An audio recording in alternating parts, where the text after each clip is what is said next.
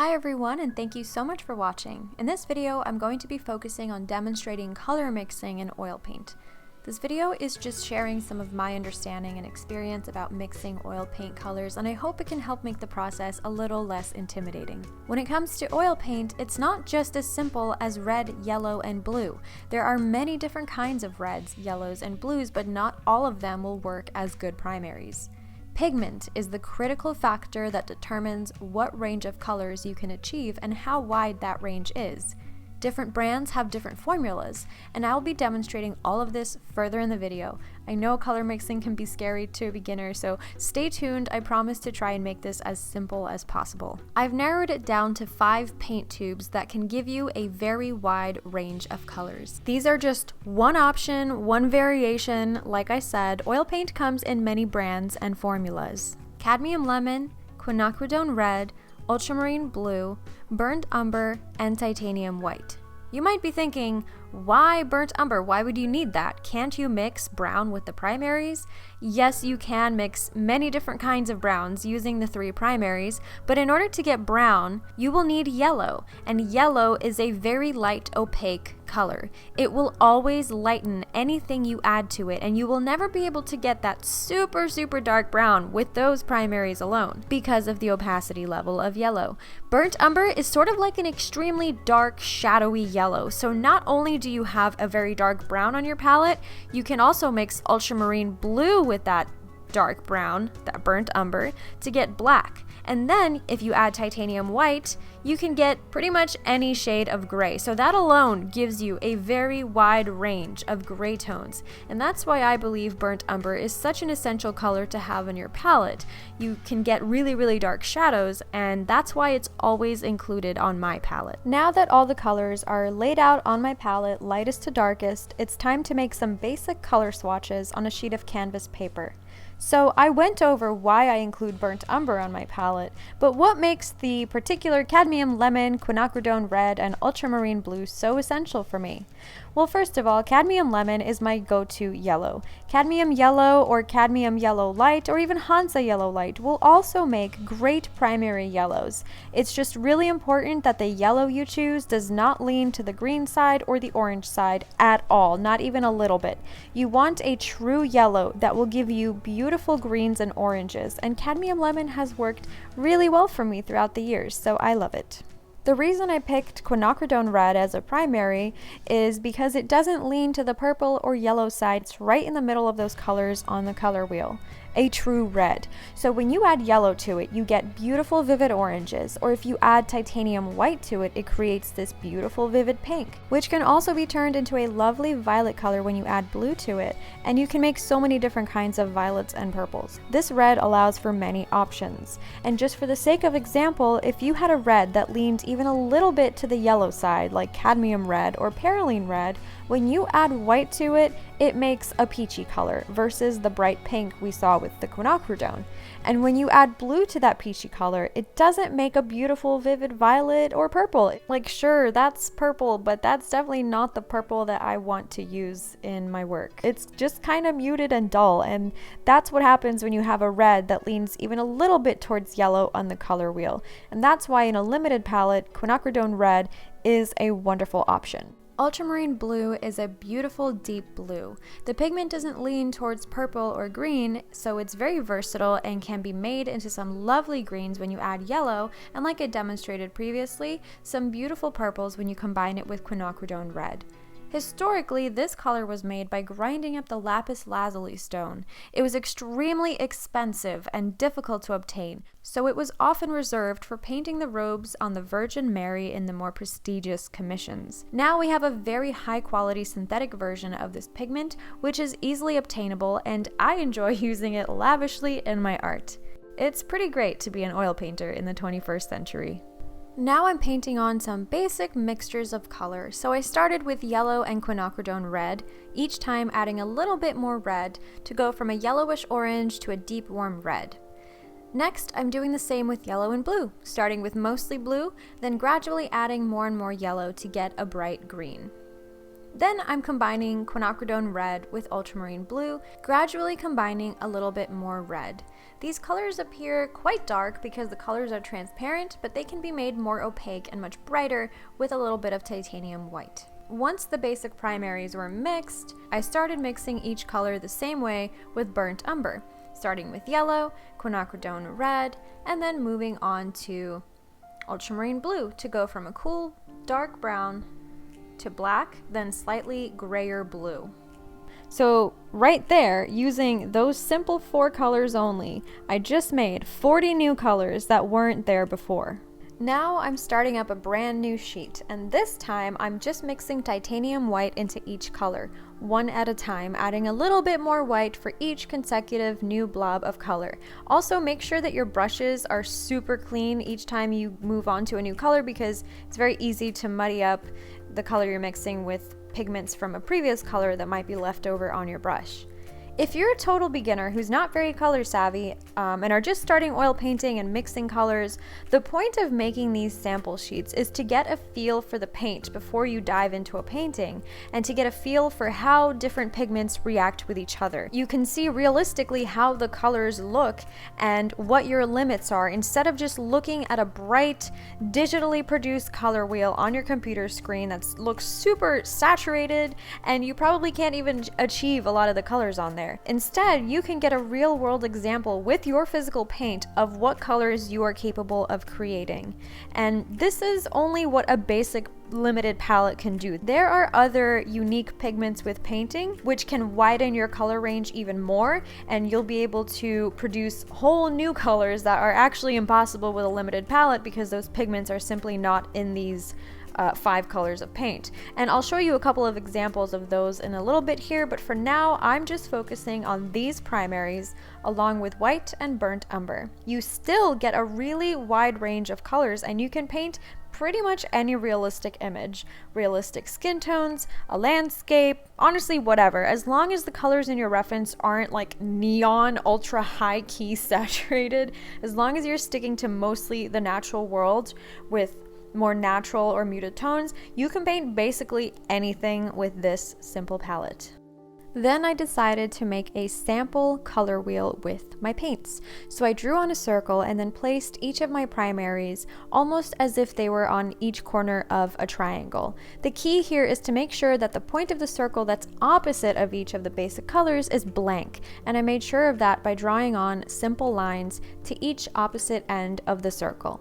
Then I blended the colors together, but made sure to leave the middle point where each of my basic starting colors were unmixed, so I still have the pure red, blue, and yellow on the wheel. Personally, I don't use color wheels for my art. They never helped me. I was never able to figure out how to use them to mix accurate colors and how to match them to my references. I just kind of figured that out naturally on my own. But what a color wheel does help with is for you to get, once again, just a realistic, real-world example of what your range of colors are. It can also help you figure out which colors are opposites of each other. So if you painted the wheel right, you'll find that the opposite color of each primary is on the opposite end of the circle. And if you combine the two opposite colors, they cancel each other out. The opposite of yellow, as the line points to, is like a purple violet kind of shade. So I painted on my sheet, yellow plus purple equals, and then mixed the two of them together, which resulted in a warm brown. Then I did the same for red. The opposite of red, as the line points to, is green, so I combined the two and once again ended up with a brown. This time a slightly cooler, greener brown, which can be adjusted to a warmer brown if I went heavier on the red. Then for blue, the opposite of blue is orange. Once again, these two colors cancel each other out, and I ended up with yet another brown. So basically, all these opposites can make different shades of brown. I also added a little bit of titanium white to each of those browns just to make it lighter and see how the titanium white mixes into each of those browns. Some of these browns that we accomplished could be used for skin tones, landscapes, trees, really countless things. And you can continue to alter each color by adding a little bit more yellow, red, or blue to make it a darker, warmer, or cooler brown. Even some titanium white to make it lighter and less saturated. Now that we have a very basic foundational understanding of paint, we've already mixed some colors. Just to show an example of even more possibility and where you can take one color just by adding a little bit of paint, I'm going to mix some greens. So first I went with a deep green by simply mixing ultramarine blue and yellow as a starting color. Then I added a little bit of red to it. I would also write down at the top of the color what I added just for reference. Then I brought in some more red, then a good chunk of yellow. This brought it to like a pretty olive green. Then even more yellow to lighten it up a bunch. Then I just kind of restarted, added varying amounts of red, blue, and yellow, focusing more on blue and yellow, and then a little bit extra red to create like an earthy greenish brown. If your greens are too saturated and unnatural looking for a landscape, adding a bit of red will make them much earthier and eventually turn to brown if you add too much. Now I'm going to do the same thing but with pinks and purples. First I'm combining quinacridone red with titanium white. Then I added some more titanium white and some ultramarine blue, just a little bit, to create this very pretty lavender pink color. Then I added some more titanium white to lighten it up a bunch. Then some more titanium white along with red and a tiny bit of yellow to make it like a warmer peachy pink. Then again, a bit more red and yellow. And once again, I just added some more red for the next two examples, so you can see how adding a small amount of a certain color can alter it ever so slightly. And we used all three primaries for these pinks. It just takes a little bit. You don't have to add a huge amount. You just add a little bit of each and it will make a big difference. And that's how you don't overpower the color. That's how you don't end up with muddy browns. I think the pink tones that were mixed here would work really nicely for painting a pink rose. Now for another example, I'm going to mix some earthy browns and yellows, starting off by mixing a basic warm brown using varying amounts of red, blue, and yellow until it looks like what I wanted to. Then I added some yellow to lighten it up slightly. Again, a little bit more yellow, it lightens it up. Then to that color I added some titanium white, then some burnt umber, then a little bit more yellow and red, and as you know, yellow and red combine to make orange, so you can see this brought that color to a more orangey, warmer brown. Then some more blue and yellow and red, just a little bit, and then some more burnt umber. Once again, I'm altering these colors just a little bit, ever so slightly. Lastly, for the final sample sheet, I'm going to mix some blues.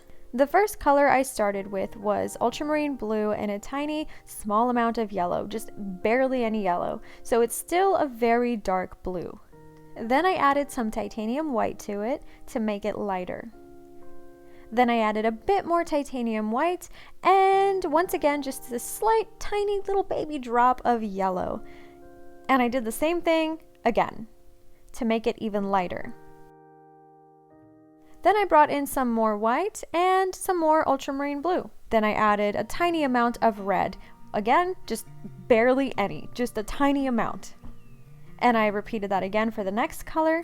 I'm not trying to go full-blown purple, just the smallest possible amount of pigment can make such a difference, and you can clearly see all the different blues we were able to achieve by simply adding a small amount of either red or yellow or white, or again some more blue, and that's just 3 colors and white, and look at all the tones you can get. Using a limited palette is fantastic for figuring out how colors work, for keeping it simple and minimal, for traveling even, because you don't have a lot to carry with you. There are many benefits. However, I love to have more than that on my palette. There are 3 colors that I consider some of my essentials and I use very frequently. And those are burnt sienna, cadmium red light, which I've shown you earlier, and yellow ochre. So I've placed these colors straight from the tubes onto my sheet here, but I'm going to demonstrate how I can mix all of those using only my limited palette, almost to an exact match for each color. Burnt sienna is a warm brown, and an easy way to get to brown is by mixing green and red. So I'm mixing green by combining blue and yellow, then adding some red to that, to get it to be more brown. Then I just kept adding a little bit more yellow, but mostly more red, to keep adjusting it to bring it to that warm burnt sienna, that warm brown.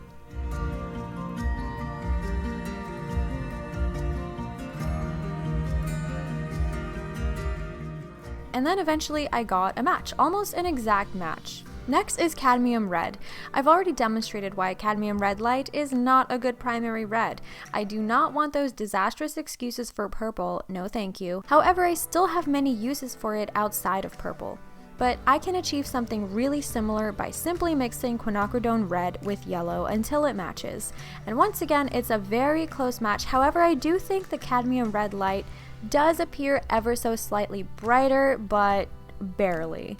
Next is yellow ochre, which is like an earthy brownish yellow. So I'm picking up yellow and quinacridone red, again not to overpower it, just to tint it with some brown. The blue I added is going to combine with yellow to make green, and the red will combine to make brown. But I don't need a heavy dark brown. I'm just using it to bring that bright yellow to a darker, deeper, earthier yellow.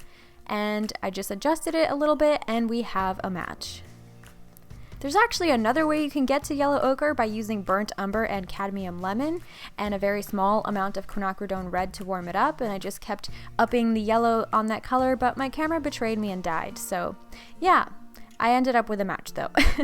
So there are two ways to get there. So burnt sienna, cadmium red light, and yellow ochre, they're great colors. Do I absolutely need them? No, clearly I can mix them, but it's very convenient to have them, and I love having them. They're very commonly found on my palette. Another color I adore is phthalo blue. It's a very intense, brilliant blue which can give you even brighter greens than ultramarine blue can, and if you love using really bright, vivid colors, the phthalo pigments are amazing for that. Here are some phthalo samples and mixes compared to the blues we mixed on the other sheet. There's also phthalo green, capable of making just the most amazing, brilliant emerald green. Very unnatural, like this doesn't really work in painting leaves or realistic landscapes. No leaves in nature are like this, but look at how gorgeous it is. And here it is compared to the greens that I mixed. There's also sap green, which is a much more natural looking green, but still a bit more intense than the greens you can mix from the limited palette. And just for comparison's sake, here is the perylene red with the blue I mixed compared to the pinks and purples I mixed. How sad is that? Like, it's not even truly violet or purple, and even sadder is the cadmium red light compared to those purples. So you gotta pick the right primary red or your life will fall apart. Another color I adore with my heart and soul is cobalt teal. It's very expensive, but you just can't mix it using a limited palette. You can come sort of close, but it will never come out as beautiful as what comes out of this paint tube. I love this color for painting landscapes. It's so amazing. So in general, when you see artists that have lots of colors on their palette and they're not only just using primaries, it's not because they can't mix the colors. They probably mix all the colors they put on their palette. And it's not because they don't understand color theory. It's likely because of convenience for certain tones and also for the unique special pigments that you simply can't achieve with a limited palette. So those were kind of the basics, but how would I apply this to an actual painting to get realistic tones? So here's one example. I'm using a reference I took of my friend's eye. I've actually painted this a couple years ago and I have the full color mixing demo on my Patreon. I mixed all those colors with my regular palette, but I'm gonna mix a few colors using only the limited palette to show you how I do it. So let's say I wanted to paint that bright green part of her eye, which I can see is definitely green toned. I know that to make green, I have to mix blue and yellow, using a higher ratio of yellow because that color in her eye is on the lighter side. Obviously, that green is way too bright, way too saturated, and if a green is way too saturated, you can tone it down by adding its opposite, which is red. Then a bit more blue and some burnt umber just to see what that little tint of brown would do. As you know, ultramarine blue and burnt umber make gray, so we're kind of desaturating it a little. Already we're getting closer to the colors in the eye, but it seems a little too brown now. So to get it slightly greener, I'm going to add a little bit of blue, which will react with the yellow that's already in this color and make it a little greener. But too much blue will throw it off, so I'm only just using a little. Then a little bit of titanium white will lighten the color up without changing the color too much or brightening it up like the yellow would. So as you can see, that will work nicely for the green parts of her eye. Now let's say I wanted to focus more on the color around the pupil, which is a little bit darker. I can keep that color already on my palette and just build on it. The color around her pupil is warmer. I'm seeing some lighter brown tones there, so to build on what I've already done, I'm adding some quinacridone red, cadmium lemon, and some burnt umber. it's a little too light, so I'm just going to create a greener tone with ultramarine blue and cadmium lemon. If the ultramarine blue makes it a little too cool toned, I can warm it up with some red and yellow and some burnt umber to neutralize and darken it ever so slightly. And I just continue doing that, like adding a little bit of each to see what happens until I get a match. This is pretty much how I mix color. It's an experimenting process. It takes a little while, some test runs to get to a point where I'm happy with it. And if you don't get the right color, it can always be adjusted. Just make sure you're using a small amount of paint at a time, because pigments are pretty strong and they can easily overpower a color, so I just add a little bit at a time. Now I'm going to mix some of the skin tones above the eye. I'm seeing some pale greens and pinks, so I'm mixing quinacridone red with cadmium lemon and a little bit heavy on the ultramarine blue. Obviously this color is way too dark, way off, so I added some titanium white to lighten it up, which resulted in this purple color. And according to my color wheel here, purple can be canceled out and toned down by yellow. So I added a fair amount of yellow and it's already looking closer to what is in the eye here. I'm going to warm this color up by adding some quinacridone red to get those warm tones in the brow bone and a little bit of titanium white to lighten it ever so slightly. Sometimes I'll even paint little marks on the reference to see how well the color blends with the photo. And for the part above the crease in the eye, it appears much greener and lighter to me, so I'm adding titanium white to lighten it, then some cadmium lemon, and a little bit of ultramarine blue to bring it to that greener tone, and I just kept adjusting it gradually, and I think these colors are pretty close. And for the last example for this specific reference, I'm going to go for this dark warm brown in the inner part of the lid. So I'm going for quinacridone red, a little bit of cadmium lemon, and some ultramarine blue, definitely heavier on the red and blue for those dark tones.